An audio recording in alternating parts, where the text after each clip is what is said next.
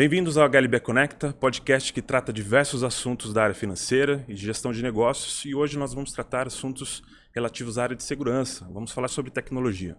Eu me chamo Fabrício, sou líder da área de tecnologia e inovação da HLB Brasil, e com alegria que eu recebo aqui o William. William, obrigado pela tua presença. O William é consultor de segurança da Red Belt, parceira e cliente aqui da HLB. Tem 13 anos de experiência aí no mercado, ajudando clientes a atingirem uma maturidade na área de segurança. E ele vai estar aqui com a gente. Vamos conversar sobre esse tema.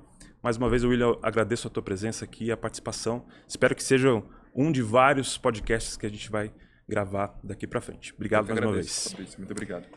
Joia. William, tecnologia. Tecnologia, quando a gente fala tecnologia, a gente está falando de algo já estamos atrasados. A tecnologia evolui constantemente. É algo assustador até. A gente vê isso hoje com o advento aí dessa nova onda de inteligência artificial, que ao mesmo tempo nos dá diversas oportunidades, mas também causa medo, apreensão e muita coisa também relativa à área de segurança. Então a tecnologia ela está extremamente ligada a questões de segurança.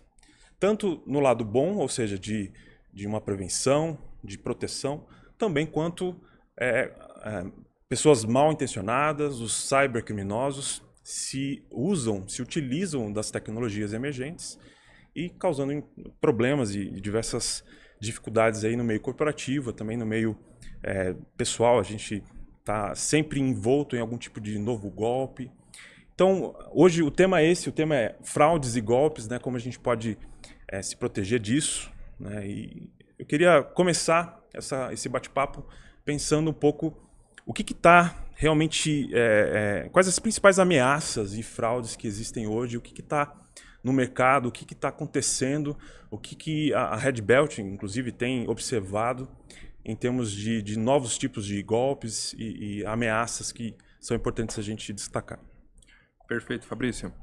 Então, em relação a golpes, existem diversos tipos de golpes e fraudes, mas o principal de todos eles é a engenharia social. Tá? Para quem não sabe, a engenharia social ela é uma arte que é conhecida como a arte da manipulação. Então, através da engenharia social, você consegue manipular uma pessoa a fazer coisas que normalmente ela não faria. Tá? Então, com a engenharia social, eu consigo facilmente manipular um funcionário daquela empresa para que ele me dê acesso ao ambiente corporativo. Com a evolução da tecnologia, surgiu o phishing, né, que é um tipo de engenharia social utilizando dispositivos de telecomunicação, como celular, tablet, computador e por aí vai. Então, a gente tem experimentado até um aumento, um crescimento desse tipo de ataque. Então, dá algum exemplo para a gente do que é o phishing, né, como identificar isso, né? Se existe apenas o phishing eletrônico, por e-mail, por celular, como é que são os tipos? O que a gente pode falar sobre esse tipo de ataque? Perfeito, Fabrício. Existem vários tipos de phishing, tá? Desde aquele que você recebe via SMS, que é conhecido como smishing, aquele que você recebe por ligação, que é o voucher, e o direcionado, que é o padrão, né? Que é o spear phishing, que ele é direcionado para uma pessoa ou organização. Então tem criminosos, cybercriminosos, que observam a criação, a organização, a cultura, a identidade da empresa e trabalham nesse tipo de técnica para deixar atraente aquele e-mail, aquele comunicado e atrair, então, capturar as informações sigilosas. Exatamente. Eu vou falar um pouquinho sobre o ciclo da engenharia social, tá? Existe um termo que se chama overshare. Overshare é excesso de compartilhamento em redes sociais. Então, ali, através do overshare, você consegue identificar diversas informações que estão expostas na internet. Com isso, o atacante ele vai conseguir saber quem é você, né? Então, ele vai fazer o reconhecimento daquela pessoa.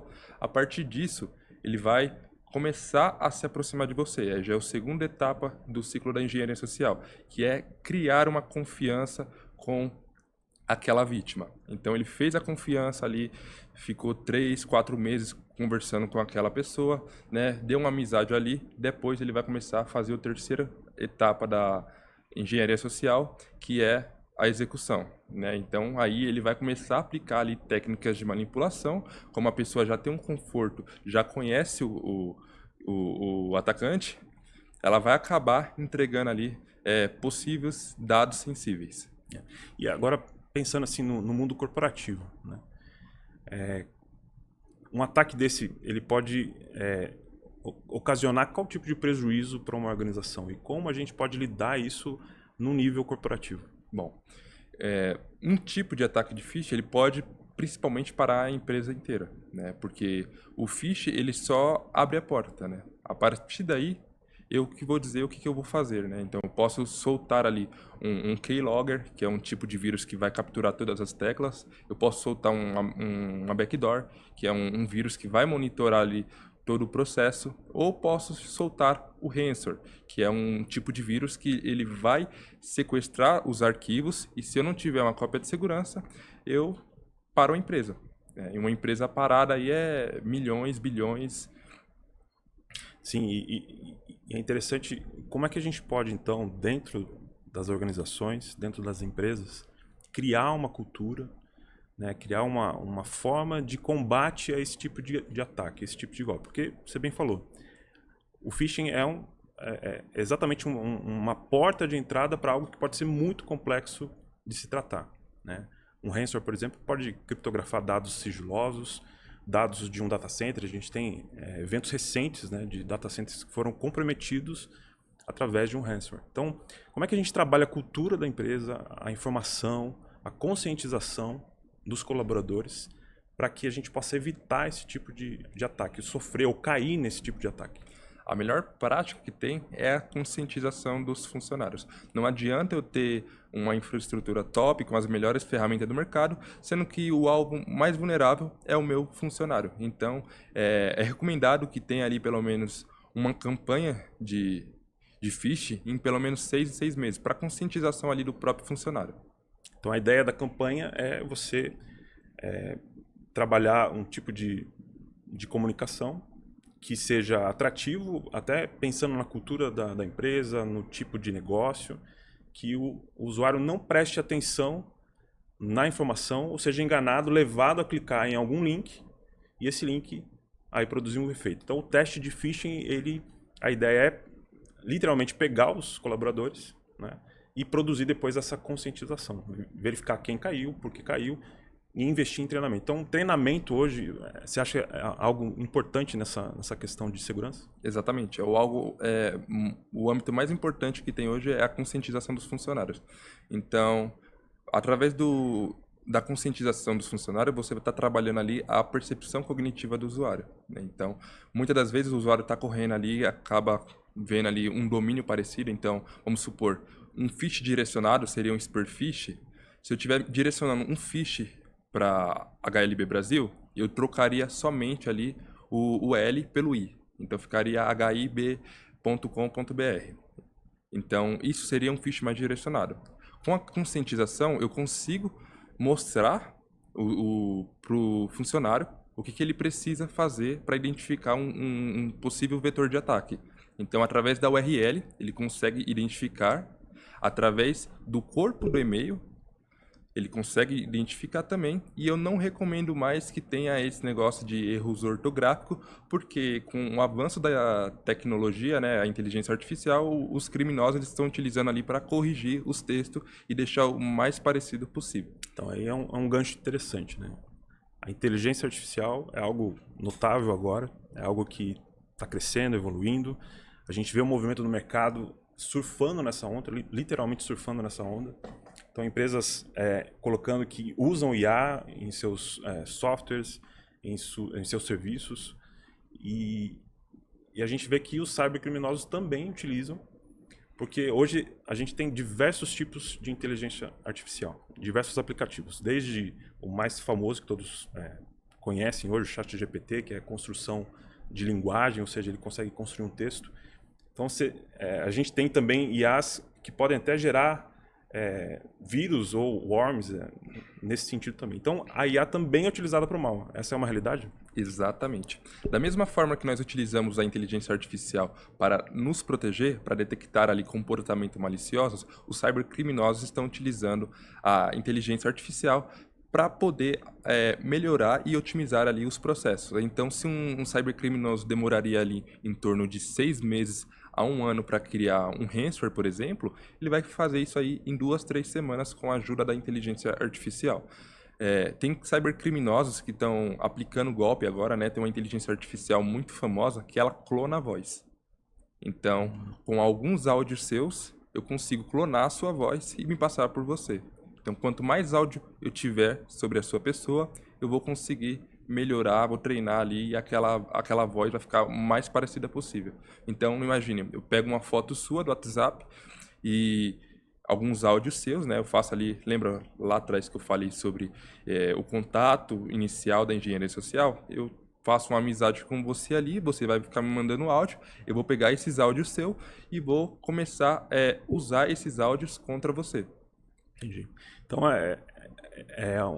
o avanço da tecnologia traz benefícios, mas também traz Malefício. problemas que precisam ser resolvidos, né? Então, a gente falou aqui da questão do phishing, né? E como o uso da engenharia social para capturar as informações. Então, vamos dar um exemplo também para aqueles que nos acompanham entenderem um pouquinho como é que funciona isso. Então, vai receber um e-mail. Hoje o e-mail ele vai ter uma qualidade muito melhor do que antes, né? Justamente por causa das ferramentas que existem hoje, a IA é uma delas. Então o cybercriminoso consegue construir um e-mail muito mais convincente, né? Que seja muito mais fácil do colaborador cair. E aí ele pode ir para um domínio, instalar um vírus no computador. O que acontece quando ele clica naquele e-mail, naquele link?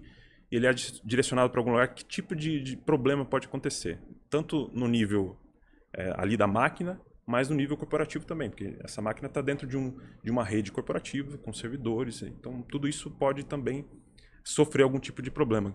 Dá um exemplo do que poderia acontecer, ou captura de informação, para ficar mais claro para aqueles que nos ouvem. Perfeito, Fabrício.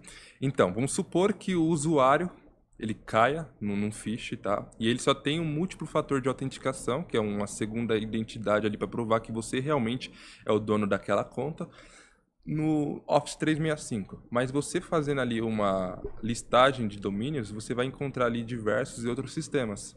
Então, o atacante ele vai tentar logar ali em diversos outros sistemas, inclusive ele pode tentar entrar na infraestrutura da empresa através da VPN. E aí ele pode soltar ali um ransomware ou capturar informações confidenciais.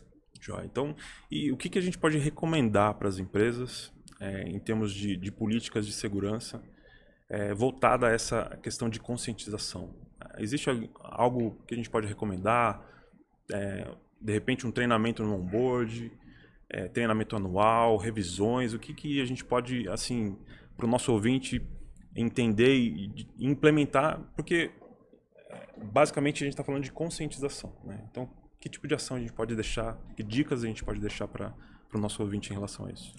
Então, como eu falei anteriormente, tem que ser aplicado, no mínimo, em 6 meses, uma campanha de conscientização para os colaboradores, porque nós sabemos que entra colaborador e sai colaborador. Então, tem que manter ali, pelo menos, uma disciplina de conscientização, de treinamento ali com o funcionário, explicando, isso aqui é phish, isso aqui não é phish, né? Principalmente, tem algumas empresas que elas já estão adotando isso, que é trocar o wallpaper do computador, da tela do computador, colocando ali algumas coisas ali referente a phish, verifica o remetente. Como se fosse uma campanha. Exatamente. Verifica o remetente, verifica o conteúdo, não clique no link.